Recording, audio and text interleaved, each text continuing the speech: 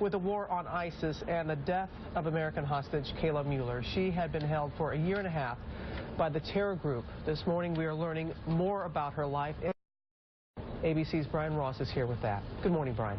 Well, good morning, Robin. U.S. authorities this morning say they are aggressively hunting for the ISIS leaders they hold responsible for the captivity and death of Kayla Mueller, including one who they fear was given her as a kind of bride in the months before the heartbreaking news of her death.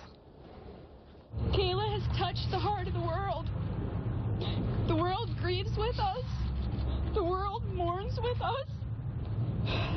Kayla Mueller's family says it wants these photos to be how she is remembered, released after confirmation of her death, along with a letter she wrote to her parents, smuggled out last year by a hostage who had been set free. Just the thought of you all, she wrote to them, sends me into a fit of tears.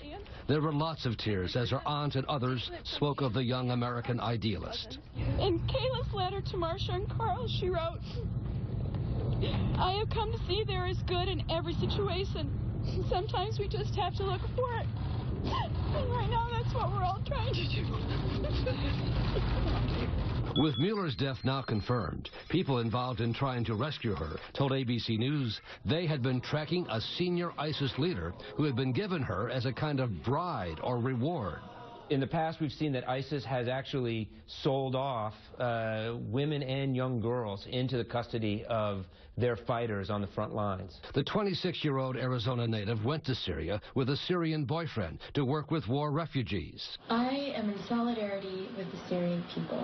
In her smuggled letter to her family, she described her captivity. Please know that I am in a safe location, completely unharmed, healthy. I have been treated with the utmost respect, kindness. But Mueller still had the determined spirit that had led her to Syria in the first place, writing, "No, I am also fighting from my side in the ways I am able. I have a lot of fight left inside of me. Not breaking down. I will not give in, no matter how long it takes." The time ran out for Kayla Mueller. Analysts at the FBI crime lab examined the photos sent to her parents, and while they were able to confirm that she was in fact dead, officials this morning say there is still no good idea about how she actually died and no confirmation of the ISIS claim that she was killed in an airstrike last week by Jordanian pilots. That's incredibly sad when we got the confirmation yesterday. There were some rescue attempts? There was. Over the July 4th weekend, U.S. Special Forces went in. They missed Kayla and other U.S. hostages by just 2 days. All right, Brian, thank you. Thanks. Let's get more on this now. President Obama spoke about Kayla last night in an interview with the website BuzzFeed, and ABC's John Carl brings us that from the White House. Good morning, John. Good morning, George. The president said his first reaction on learning that Kayla had been killed was one of heartbreak. But he also said that explaining to parents like those of Kayla's parents, why the United States will not pay ransom to get the freedom of hostages is one of the toughest things he does as president. But he made it clear this is a policy that just cannot change. The reason is that once we start doing that, not only are we financing their slaughter of innocent people and strengthening their organization, but we're actually making Americans even greater targets for future kidnappings.